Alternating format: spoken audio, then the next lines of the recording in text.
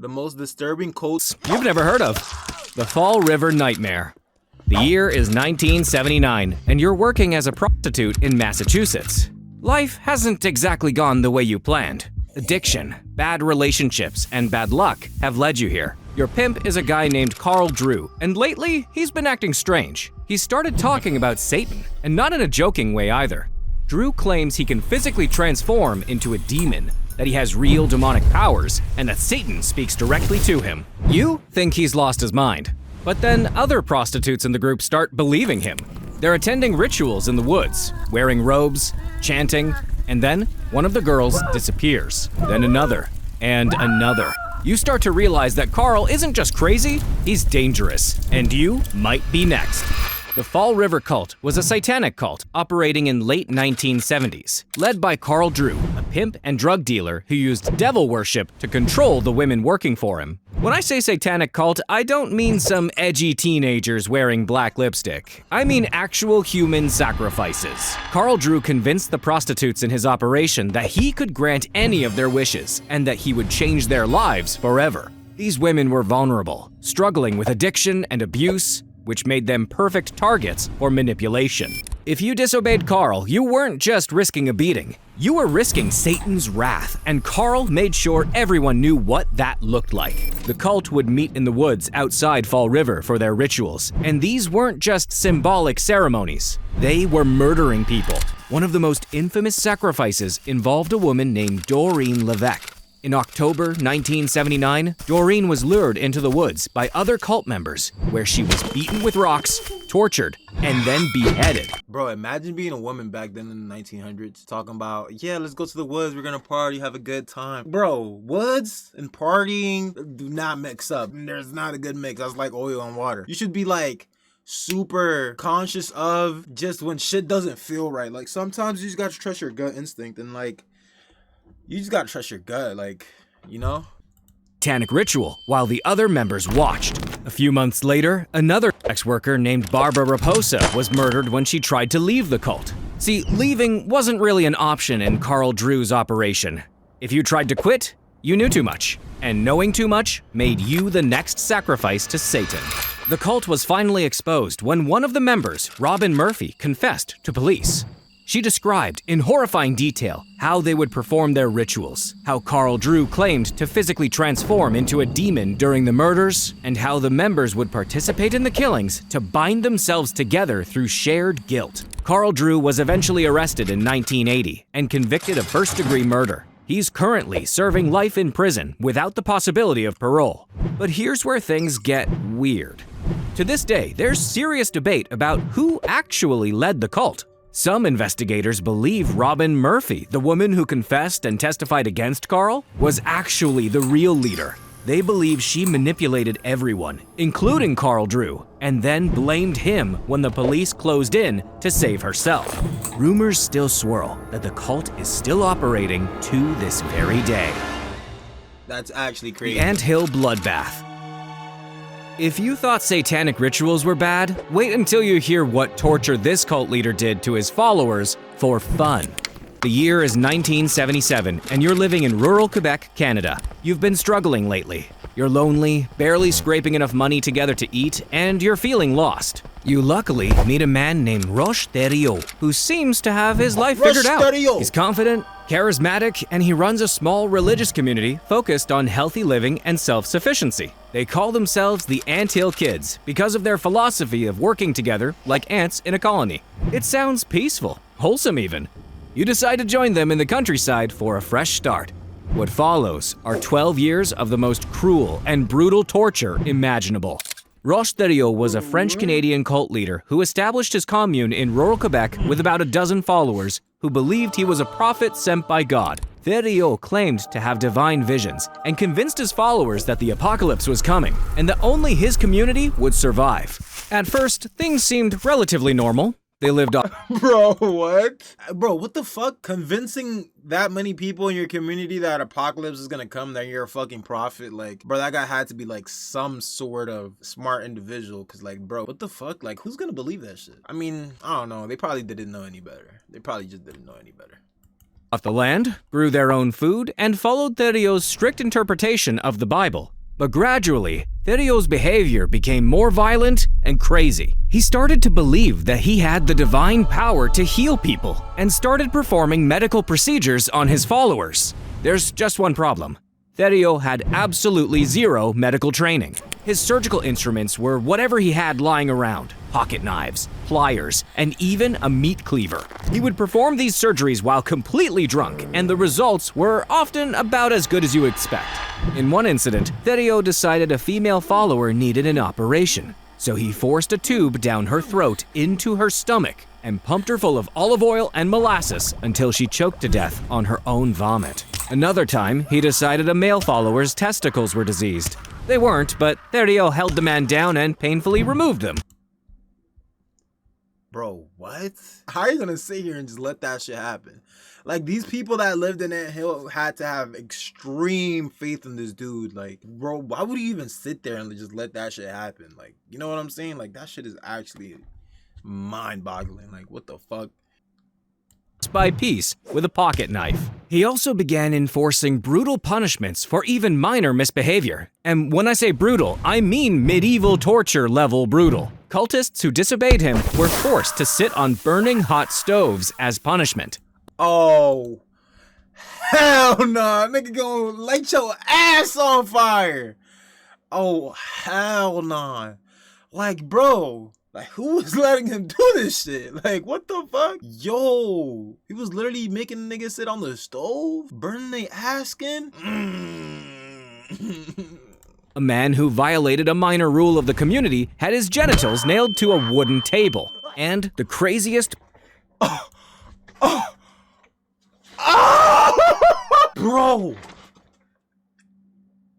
His balls, gang? Oh, hell no, bro. Punishment of them all was when he forced followers who sinned to break their own legs with sledgehammers to repent to God. The most shocking part is this went on for 12 long years. From 12 fucking years? 1977 to 1989, Roche Thériault ran this torture cult in the Canadian wilderness. Neighbors would often hear screaming in the night, but they unfortunately did nothing. Former members occasionally reported abuse to authorities, but investigations went nowhere because the cult was so isolated. The cult was finally destroyed when in 1989, one of Thériault's wives, Gabrielle Laveillé, managed to escape. She went to police and showed them her injuries. Thériault had surgically removed parts of her intestine with a pocket knife and had amputated part of her arm. Her testimony was so horrifying that police immediately raided the commune. Thériault was arrested and convicted of second-degree murder for the woman he killed with the surgery, plus multiple counts of assault. He was sentenced to life in prison. In 2011, his cellmate discovered just how much of a monster Thériault was, and he ended up promptly stabbing him to death. Even hardened criminals thought Thériault was too evil to live. Nah, that's crazy. The Ripper Crew. Bro got stabbed to death. This cult took the definition of horror to a whole new level with what they did next. Imagine you're a young woman living in Chicago in 1981. You're walking home from work late at night because you've pulled a double shift and you need the money. A van pulls up next to you, but before you can react, someone grabs you and pulls you inside. You're driven to a remote location, and that's when you start to see the symbols. Pentagrams, inverted crosses, satanic imagery covering the walls. You realize you've been kidnapped by a satanic cult, and you're about to become a human sacrifice. Known as the Ripper Crew, these monsters operated in Chicago from 1981 to 1982. They abducted, tortured, and ritually murdered at least 18 women, though the real number is probably higher. And they did it all in the name of Satan. The cult was led by Robin Getch, a former employee of serial killer John Wayne Gacy. Yeah, this guy literally worked for one of America's most notorious serial killers, and apparently took down some pretty good notes. Getch convinced 3 other men, Edward Spreitzer and brothers Andrew and Thomas Cocoreales, that Satan demanded human sacrifice, and that killing women would grant them eternal life. Their methods were absolutely brutal. They would cruise around Chicago in a van, looking for women alone at night. Once they found a victim, they'd abduct her and take her to Getch's apartment or another location. There, they would torture the victim for hours while performing satanic rituals. They would mutilate their victims, removing body parts as trophies, and in some cases, they practiced cannibalism, believing that consuming human flesh would increase their satanic powers. One of their practices was It sounds an awful lot like that island. particularly disturbing. They would remove their victims' breasts and bring them back to Getch's apartment, where they had created a makeshift satanic chapel. They would place the severed limbs in a box and touch themselves as part of their ritual, believing this act would summon Satan. So they would cut off boobs and go into it together? Yo. Himself. The crew believed they were building power with each murder and that Satan would eventually grant them immunity from capture. Spoiler alert, Satan did not grant them that immunity. The cult was finally caught in 1982 when one of their victims, Beverly Washington, miraculously survived. She had been abducted, tortured, and had her breasts removed, but she managed to escape and identify her attackers. Her testimony led to the arrest of all 4 cult members. During investigation, Edward Spreitzer confessed to everything. He described the satanic rituals in graphic detail. The murders, the mutilations, the cannibalism, all of it. The other members were less cooperative, but the evidence was overwhelming.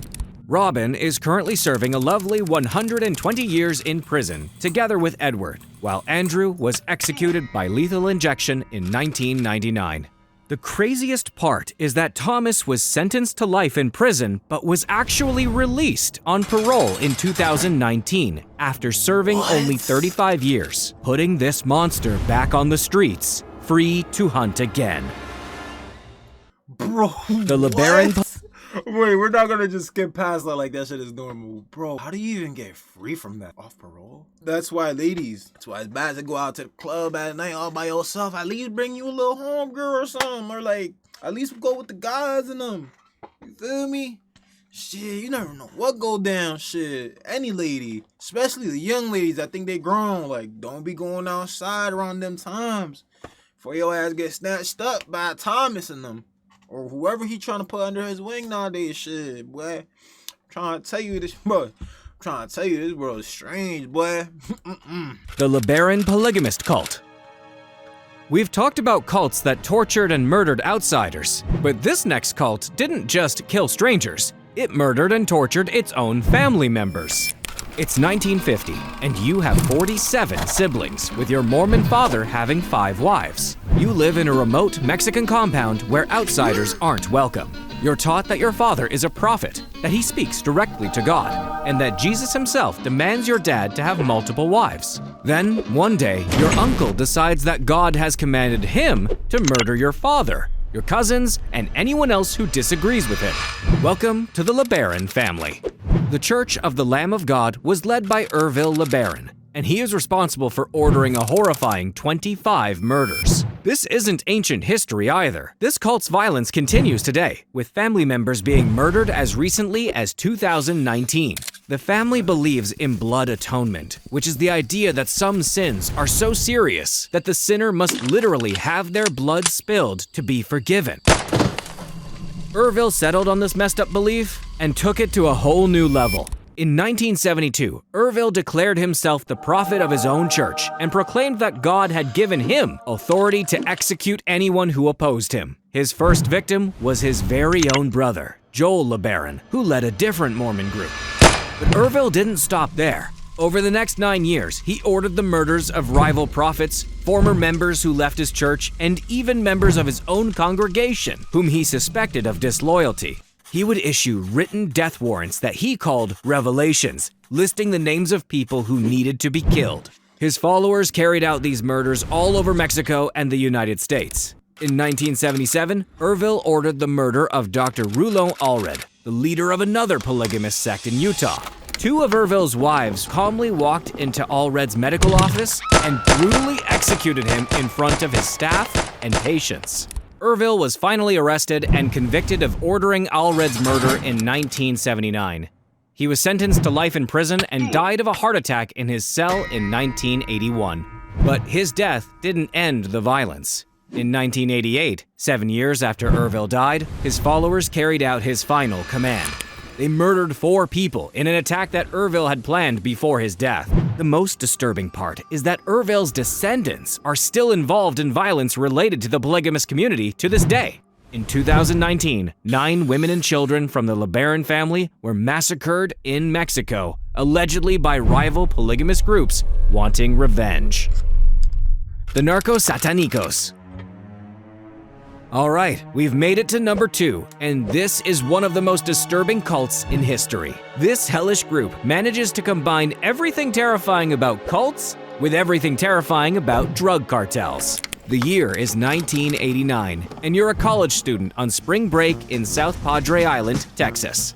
You and your friends decide to drive down to Matamoros, Mexico for the day because drinking age is lower and it's only a short drive across the border. You're drinking, bar hopping, and enjoying the beach town atmosphere. As you're walking back to your car, a black van pulls up. Several men suddenly grab you and throw you inside. You're driven to a remote ranch outside the city, and that's when you see the cauldron filled with blood and body parts. You suddenly realize you're about to become a human sacrifice. This nightmare actually happened to Mark Kilroy, a 21-year-old University of Texas student who was kidnapped on March 14, 1989. His murder would expose one of the most bizarre and horrifying cults in history. The Narcos Satanicos, which means narco-Satanists, was a cult led by Adolfo Constanzo. He was a Cuban-American drug dealer and practitioner of Palomayombe, an Afro-Caribbean religion that involves animal sacrifice. But our friend Constanzo decided that the traditional practice was too boring. He convinced members of a drug cartel that he could make them invincible and bulletproof to police by human sacrifice. Between 1987 and 1989, Constanzo and his followers murdered at least 13 people, though the real number is probably higher. They would kidnap victims, bring them to the ranch, and torture them for hours before killing them. Constanzo believed that the more the victims suffered, the more powerful the protection would be. The murders were ritualistic and brutal. Victims had their brains, hearts, and other organs removed and placed in a large cauldron called a nganga, along with animal remains, blood, and other materials. Mark Kilroy's disappearance triggered a massive investigation because he was an American college student, and his case got international attention. Mexican police raided the ranch in April 1989, and what they found was a scene from a nightmare. They discovered the nganga filled with human remains, multiple bodies buried on the property, and evidence of human sacrifices. When police closed in on Constanza's Mexican City apartment, he ordered one of his followers to shoot him rather than be captured. He died in a hail of bullets along with his male lover and cult member Martin Quintana. Bro, my thing is like, how the fuck do you convince all these people of this bullshit? Talking about, we do this, we're gonna be invincible to cops. And then when you're getting caught by the cops, you're telling your friend to shoot you? You know what I'm saying? Like, bro, like, what type of convincing did you have to do? Like, there has to be like some sort of like brainwash or something. Like, you know, like there's no way like a nigga just believing that off the rip, you know? His high priestess, Sarah Aldrete, was captured and sentenced to 62 years in prison. The Narcos Satanicos case shocked Mexico and the United States because it combined drug cartel violence with occult human sacrifice. This wasn't some isolated cult in the wilderness. This was a group operating in plain sight, kidnapping people off the streets of a major border city and murdering them to give drug dealers magical powers. Like what? Colonia Dignidad.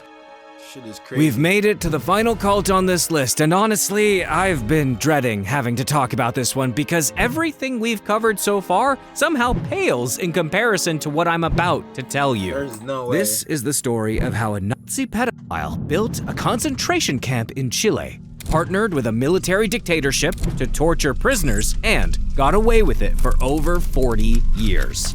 Imagine you're living in 1960s Germany. Post-war Deutschland is still recovering, and everyone's trying to move past the trauma of World War II. You meet a charismatic preacher named Paul Schaefer, who runs a Christian youth group. He seems caring, almost fatherly, and he talks about creating a better world. He he proposes establishing a new Christian community in Chile, a paradise where faithful believers can live in harmony away from the corruption of modern society. It sounds like a fresh start in a beautiful country. So, you sell everything you own, pack up your family, and move to South America with him. Unfortunately, you've just made the worst decision of your life. In 1961, Paul Schaefer founded Colonia Dignidad in rural Chile. What nobody knew was that Paul was a former Nazi soldier and convicted molester who fled Germany to avoid prosecution. What he built in Chile wasn't a religious paradise. It was a torture cult. Schaefer acquired 35,000 acres of remote land in southern Chile and established a compound surrounded by barbed wire, guard towers, and armed patrols. Members were forbidden from leaving. Men and women were separated, and children were taken from their parents to be raised collectively. And by raised collectively, I mean systematically used by Paul Schaefer. Schaefer was a monster, and he created this entire operation specifically to have unlimited access to children. He would use dozens of boys over the decades, and anyone who tried to stop him or speak out was tortured into silence. Oh, hell no. This nigga was worse than Jeffrey, yo. What? This nigga was worse than Jeffrey. I'm starting to see the fucking pattern. This shit is crazy. This shit is actually nutty. Talking electroshock therapy, beatings, and forced medication to keep members compliant. But here's where it gets even darker. In 1973, General Augusto Pinochet staged a military coup in Chile and established a brutal dictatorship. Paul Schaefer saw an opportunity and reached out to the Pinochet regime. He offered the services of Colonia Dignidad, and the Chilean government began using the compound as a secret detention and torture center for political prisoners. People who opposed Pinochet's dictatorship would be kidnapped off the streets, brought to Colonia Dignidad, and tortured for re-education. The colony even had its own hospital, where prisoners were used in medical experiments, forced drugging, and surgeries without anesthesia. This nightmare went on for decades as Schaefer had protection from the Chilean government. So, he was untouchable. The German government knew about the colony and suspected abuse, but diplomatic complications prevented action. It wasn't until the late 1990s, after Pinochet's regime fell, that Chilean authorities finally began investigating. In 1997, Paul Schaefer was charged with sexual abuse and fled the colony. He lived as a refugee for 8 years before being captured and imprisoned in Argentina in 2005. He died in a Chilean prison in 2010 at age 88, having served only 5 years. After his arrest, investigators discovered mass graves on the property, containing bodies of political prisoners who had been tortured to death. The true number may never be known, but estimates put it in the thousands. Bro, what the fuck? And it's like, there's no real justice because you guys caught him when he's fucking about to die already. He's 88. His world is sick, yo. And there's like nothing people could really do about it because the military was backing them up. Nah, yo, this shit is crazy, bro. It's not even funny. The colony technically still exists today under a different name, though it's supposedly under new management. But former members report that some of Schaefer's loyalists still live there and maintain his dark ideologies.